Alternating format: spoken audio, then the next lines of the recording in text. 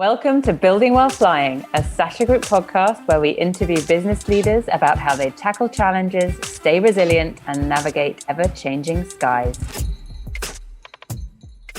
Hey there, podcast listeners. I'm Joe Quattrone, SVP at the Sasha Group, and I'm here to respond to some great questions that we've had across the social media spectrum from all of our different accounts. So let's dive in. So the first question we have comes to us from DJ Realty Solutions, who asks, how do you know when it's time to add staff at a small agency?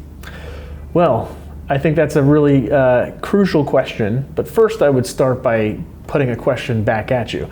The question would be, what are your ambitions, right? So are you a small agency that's, playing in a certain region? Are you playing within a certain category or industry? What are your ambitions beyond that?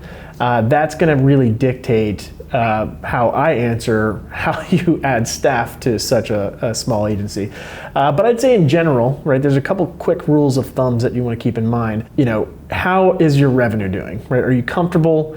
Are you consistent? Are you making the same amount of money every month? Can you hit that reliably and consistently? You're not having any problem making payroll? Great. If all those things are true, then maybe it's time to start adding some people to be able to really scale up to the next level, right? You always want to be thinking about that before you go into too much debt. So that is kind of how I would really be thinking about growing from a small agency standpoint. The other thing you could probably think about outside of just are you comfortable and want to get to the next level is there a market opportunity that you know is ripe, that you have the knowledge and the intellect to really solve, but maybe you need to pivot in a certain direction with how you staff your agency. A good example would be, what we deal with every day at the Sasha Group and VaynerMedia is, do we have the right type of creative talent or creator talent to be able to create what the market is looking for? So something like TikTok, it kind of comes out of nowhere in 2019, and it's very different than the way we make all the rest of our content. So we kind of have to figure out, all right, how do we pivot slightly? How do we add in more of that type of talent to be able to address that need that's in the market right now? So those are probably the two things. Where are you at with your revenue? Are you comfortable? Can you add people comfortably without going into debt? And then second of all, is there a market opportunity that you really just have to attack? So the next one comes to us from Joseph Marmolejo. I hope I get that right, Joseph. Great name, by the way. This question's coming in from LinkedIn, and he's asking us, how do you know when it's time to take the leap and start your own company? Well, I would imagine you're feeling like you're, brushing up against some sort of a glass ceiling or some sort of a wall, or maybe you've lost passion for what you're doing in your current industry. You've job hopped a little bit and you're still not satisfying that long-term itch that entrepreneurship has. So my guess is there's some sort of an obstacle that just cannot be satiated with getting a W-2 paycheck. Maybe it's freedom, to do whatever it is you want to do. Maybe you want to be a podcaster, but you went to school for finance. Honestly, you should probably spend time doing whatever it is that makes you happy, because that's, honestly, you never want to spend your life going through a career where you're chasing money. You always want it would be a situation where you're doing what makes you happy and what you're passionate about, and let money follow you around. So I would say that's another thing, if you're just not happy in what you're doing, and, maybe you don't have the time that you need to be able to go find another job where somebody else pays you, maybe you need to take the leap. Take the leap and try to figure out what it is that will fuel your passion and figure out how to make a business out of it. So that would be advice coming from a guy that's never actually gone out and formed his own business. So there you go. Thank you, Joseph. Next question comes from Shetty Vikram on Instagram.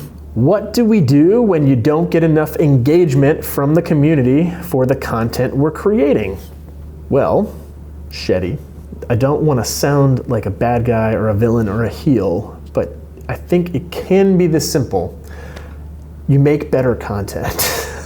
And let me unpack that for a minute. So in our world, at least in our consulting world, talking to brands from an organic social media standpoint, hacking algorithms, really knowing how to build out an audience, the equation is multifaceted, it's multivariable. You've got a lot of things going into it, right? You've got speed to market, how fast you jump on trends, the volume of content you put out, because a lot of platforms like TikTok really favor volume. There's a supply and demand part of the equation, and they're definitely favoring supply side economics on it. But then once you kind of put in all those variables that are more platform centric and kind of supply and demand oriented, really channel strategy, if you will, then there's a massive variable out there that counts for probably 50%, which is the creative itself, right? So if you're putting content out there in an efficient manner, right, it's timely, it's relevant from a timing standpoint, and you're putting enough content out there, meaning,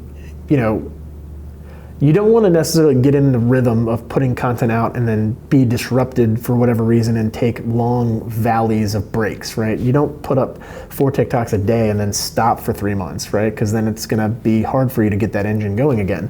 That's one of the reasons you might obviously be seeing a drop off. But if you're doing everything consistently, you're timely, you're relevant, you're getting stuff out, and you're getting enough stuff out there, and you've got that part of the equation solved, still not getting good quality engagement, comments, shares, likes, saves, all that kind of stuff, then you've got to start to inspect what it is you're doing differently. Like, what happened at your peak? What was going on when you were getting the most engagement, when you're setting your benchmarks? What is different about those posts than what you've been putting out recently? And really take a critical eye to that, because it could just be, maybe it's a change of scenery that's necessary. Maybe you need to bring in different types of talent into your content. Maybe your copywriting sucks right now. Maybe you're not using the right types of hashtags. So any one of those things, or most likely a combination of those things, are leading to low engagement. But definitely be fully willing to be as humble and and use as much humility as you can in your own process, because that's what you need to do in the spirit of growing and getting better. And it's not only somebody that's struggling now, like, you're always gonna struggle. Like, every brand, every creator is always gonna have self-doubt. They're always gonna have reasons why they can't do something, why they can't put content out more often, why they can't post a high volume content, or even when they are, on the flip side of things, they're always going to second guess their creativity and whether or not their ideas are good or not. So everybody is struggling with this just like you are. Don't worry about that. Try to just analyze everything that you're doing from a very objective perspective and work on fixing the problems that you have in front of you. Next, we have my boy, Doug Bell, Stork member up in Canada. What KPIs should small businesses pay most attention to in evaluating creative effectiveness for brand building? Are they different for e-commerce brands and retail CPG brands? Well, Doug, yes and no, I would say.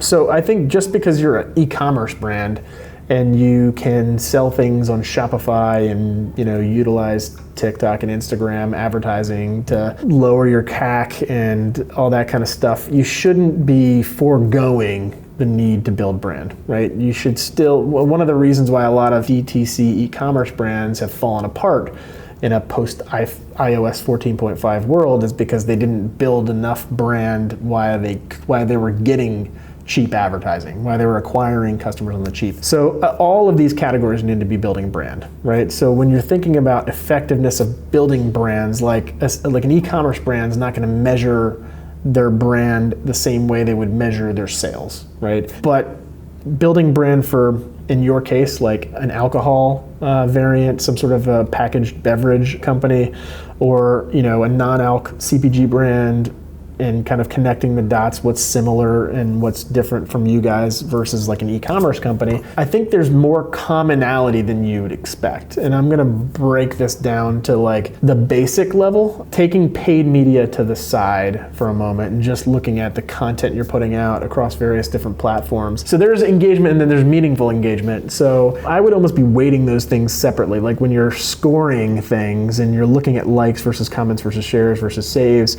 and it's going to be slightly different across platforms. Start really thinking about what actions are people taking and how hard was it to take those actions. The harder the action, the higher weight you should apply to it. And the reason I say it's slightly different across platforms is you got to take into account that something like LinkedIn is a very low engagement platform, right? So it's not like a TikTok where, and I say, but by low engagement, I'm not saying people don't engage. I'm saying that algorithmically it's the same. Like a comment, or share, no matter where you do it, it's going to impact the algorithm the same way, right? Is kind of what I mean by that. Whereas on like a TikTok or like a YouTube is a great example, because the culture on YouTube is for people to not necessarily share their full identity. They could literally sit behind their fake identity and just give you a bunch of BS comments, and they can troll you and stuff like that. The much harder thing to achieve on a YouTube is like a positive expression coming from somebody that's already like showed who they are, like an undoxed verified person. Or, the other thing about it, because it's not a walled garden, people share YouTube links probably more common than other social networks. How many times do you sit back and have somebody sharing a text message with you and it's a YouTube video? That happens far more often with YouTube videos than it does on other social platforms.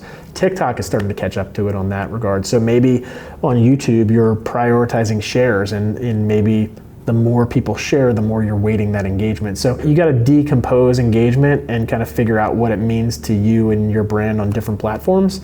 So yeah, those are some of the things I would be thinking about in terms of effectiveness for my brand today. The next one comes from Watertown Films, who asks, business account or personal account on TikTok, which do you recommend? So this one's a lot more straightforward than some of the other questions, and it's a simple enough answer. And the answer is, when you are first starting out and you're starting to build and grow, I'll clarify, I'm talking about brands specifically, not personal brands or influencers, like Watertown Films, not whoever the CEO is behind it, which would be, I don't know, I don't have that information in front of me. But yeah, like if Watertown Films went out and put a TikTok account out in the market, start out as a personal account. The main reason is because you want to take advantage of the music library. So regular people, regular accounts, personal accounts, much larger inventory of trending sounds. You flip on business and all of a sudden to TikTok, that means advertising revenue. The artists that have the rights to music and trending sounds, that means, money, dollar signs go off, because they're believing, and with good reason, that they should be paid when brands use their content, because brands obviously have way more money than people do. So when you're first starting out, I think it's fine to have like a personal account and take advantage of all those things. Once you've reached a certain level of scale, and that's going to be kind of hard to dictate, but there are going to be certain things that you can't do with a personal account as a business. And so I would keep that in the back of your mind. When you've scaled to a certain extent and you're going to want to, let's say, get an easier unlock of a verified badge, right? It's easier to get verified if you're a business than it is if you're an influencer, right? The amount of pressure they put on you as a business to be verified is not the same as an influencer. Influencer actually has to perform from a content perspective. Business is not as much. But then there's other certain types of features inside of TikTok. Some types of things when it comes to advertising are going to be more difficult as a personal brand.